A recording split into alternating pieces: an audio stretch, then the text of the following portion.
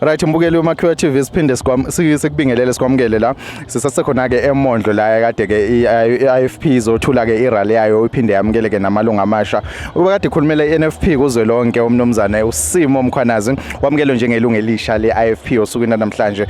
Nkwale inkosi sikubingelele sikwamukele kwiMakhiwa TV. Mhlambe usuku lwanamhlanje libaluleke ngani ikakhulukazi kuwena?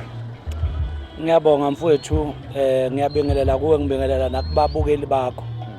Mhlambe kimi nje njengomuntu lolu suku liyangedlula lukhulu kunami ngoba usuku lapho engithathe khona isinqumo sokuthi kanjani umuntu omnyama kakhulukazi omusha engake ebe yilunga emzimbeni wenkatha yenkululeko yesizwe sabantu bakithi, ngoba ukwehlukana ngamaqembu kusayi strategy sabelungu sika divide and rule sokucindezela umuntu omnyama ukuthi ehleze ehlakazekile. Kube ngazi ukuthi ama-political parties maningi ngenza okuhlukile, kodwa uma singaba inkatha sibe imbumba sibe munye singakwazi ukukhulula isizwe sethu. Ingakho kubalekile namhlanje mina ukuthi ngithathelele igxathu ngoba ngiyakholelwa ukutheni ubuholi benkatha ngoba buthi asibethembe nje singabethemba kodwa sikwazi ukuholda accountable ngenxa yezethembiso abazenze kithi siyibheke ukuthi ziyafezeka okungazenza ifezeke kakhulu ukuthi nathi sibe ngama-contributing factors kulezo zethembiso.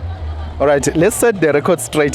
Clarify le ndaba le yokuthi kuneinsolo zokuthi iIFP ithenga amakhansela amanye amaqembu namalungu amanye amaqembu ukuthi azoqinisa noma azobringa istability kwiqembu leIFP. Mhlambe ngathini ukuphawula kwakho kuma rumors afana nalawo? Uhlalo we-district uMashobane usekhulumile umhlonishwa ophinde ebe umeya ukuthi akaze bewathenga amakhansela. Mhlambe ngizoqala ngami kuyisinqumo engisithathile nje lesi emva kwama-engagements amaningi nama-observations amaningi nocwaningo mhlawumbe oluvunayo ukuthi inkathi iyakhula. Kodwa uMashobane akubekile ukuthi uma bengingathiwa bathenga amakhansela ngivumelana naye ukuthi ngabe lawo makhansela wanamgogodla okanye awanalo ikhaya okanye angama-commodity vele okusho ukuthi ebengabona abaholi la ebekhona. Okwesibili ke khona izinkulumo ehamba ichaphaka lapha kuthiwa khona abathengwa ngisho embhedeni. Ngithi mina amaqembu awangabi nabaholi aba ikhebeleshe mhlawumbe kuyona inhlamba leyo, kodwa bangabe nabaholi abayikhebeleshe abamuviswa around nje ngelokhuza embhedeni. Cha, ngeke kwaba kuhle lokho, kodwa ubufakazi esinabo ukuthi thina siyizele nesibabonile bayizele lapha ngakho akekho thengiwe. Mhlambe amaphakethe empty size ngoba sithi asibe inkatha yenkululeko yomuntu omnyama, asibe inkatha yenkululeko yabantu abasha abagqilazekile ngokungasebenzi, asibe inkatha yenkululeko yezwe lethu eligcwele yifiki, asibe inkatha yenkululeko yohulumeni ophethwe amaqembu angadeliver service njengezethembiso. Thina sizothi abantu abasethembe njengoba sesiyinkatha nje namhlanje. Ngokujwayelekile mangabe iqembu lebhola lisayine striker kusuke kulindele ukuthi leso striker sizoshaya amagoli sithatha iqembu silibeke kwelinye level. Mhlawumbe wena yini ehlukile oza nayo eqembini lenkatha le ezoyenza ukuthi inkatha inqobo kusuka manje kuyaphambili?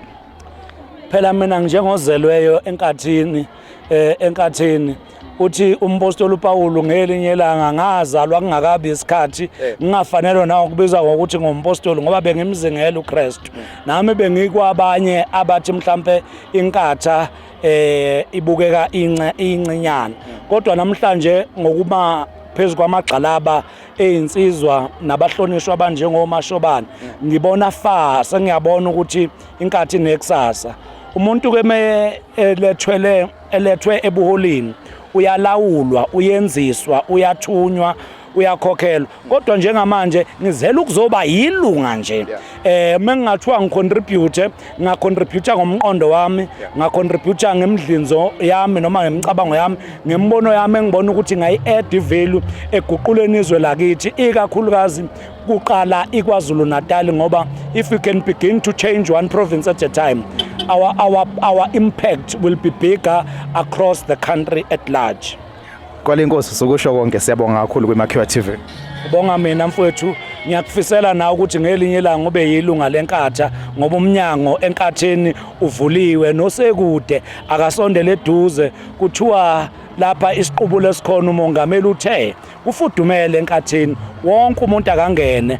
Nami-ke ngizwe ngoMashobane ethi kufudumele enkathini angingene, ngangena. Uyangibona nje mfowethu ukuthi ngize ngiyachichima inkazimulo kuba senkathini. Ngiyabonga.